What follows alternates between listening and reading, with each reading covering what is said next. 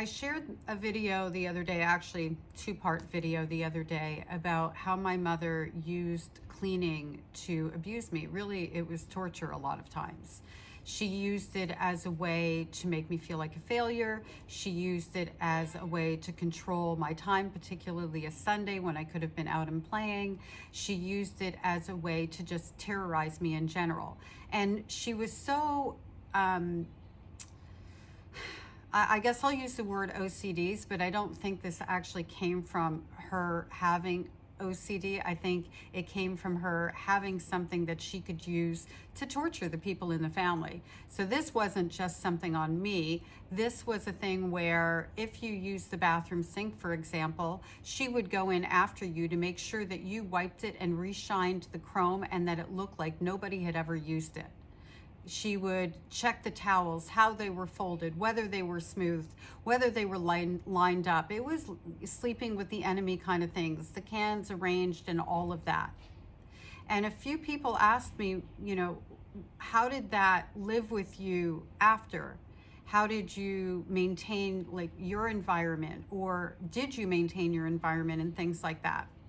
So the answer is that I kept my house for the longest time as if my mother could pop in and rage at me at any point in time, long after I was no contact with her. What I didn't do was make the other people in my family responsible for that. Fortunately, I recognized that that was something that gave me a feeling of control and peace, or that's what I thought at the time. That's not true. But I recognized that that was a me thing, not a them thing. So the towels would get folded the way that they did. They'd get stacked, color coordinated, my closet, the whole 9 yards. And I would maintain the house that way. And it's not that I wouldn't ask the kids to put things back a certain way or anything, but it was never this thing and whatever. 9 times out of 10, or if there's a 9.8 times out of 10, I would just go and straighten it up and not say anything. And it wasn't a frustration for me. What ended it, what changed it, was when my mother showed up at my doorstep after 17 years of no contact. And she went into my bathroom. Yeah, that moment I was terrified of. And she came out of the bathroom after quite some time in there, and I knew immediately she was opening up the cabinets and checking everything. I know my mother. And she came out and she looked at me. And it was this sickening moment of her complimenting me in her head and acceptance in my head.